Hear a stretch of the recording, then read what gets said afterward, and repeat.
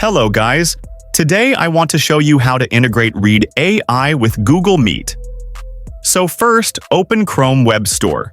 Just type in Chrome Web Store on Google and hit is the first link. Now, search on extensions, Read AI. Click on this extension, the first one. Click Add to Chrome. This will add Read AI extension to Chrome. So, it's a very easy setup, so don't worry. Just here, Read AI installation is successful.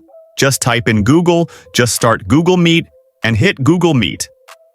Click New Meeting, and start another meeting.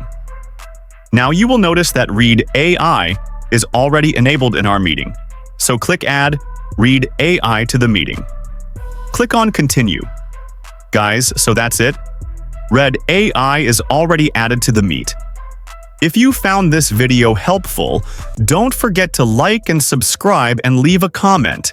See you in the next video.